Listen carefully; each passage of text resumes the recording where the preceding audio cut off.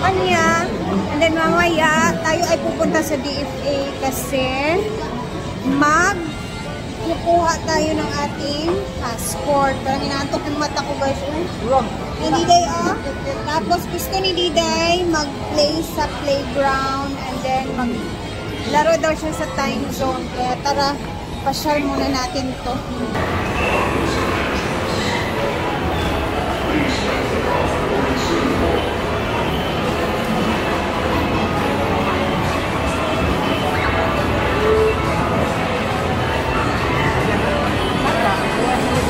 Guluhan na talang nanak ha. Lakawan! Hindi. Sunod ka? Sa oras lang siguro.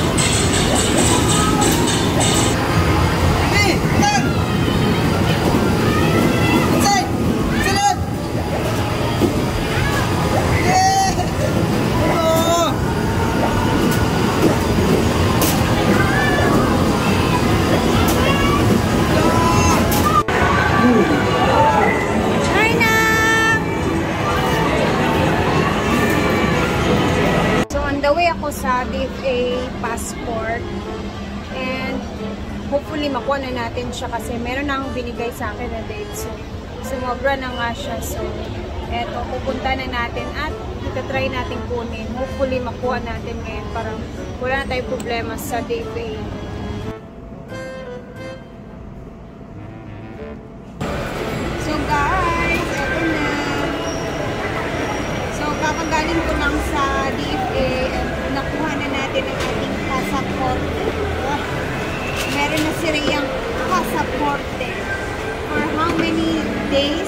makipagbalik-balikan sa DFA. Ayan na. Mag-expire siya sa 2035. So, 10 years na talaga. It's been a long... Tingin din ito, tatay na yun. Thank you, Tatay Digong, for the 10 years na passport. Di ba siya yung ano meron? Oo. Nagpapasa na. Duterte. Duterte. Kaya sobrang love namin yun si Duterte. And last kong nakahawak ng aking passport is 2017. So, nawala na siya. Thank you. Nawala na siya. Hindi ko na nahawakan simula noong 2017. Diday, So, eto na ang pagkakataon na mahawakan natin ulit ang ating passport. And, by the way, guys, hindi natin alam kailan tayo makakalabas ng ibang bansa. Ang importante, meron tayong passport. So, Diday is nag-enjoy siya ngayon, guys, kasi bumabawi ako sa kanya. Bumabawi ako dahil, alam niyo na, nagala na mo ilang araw kasama si Madam. So, pinapasyal namin ni Mar.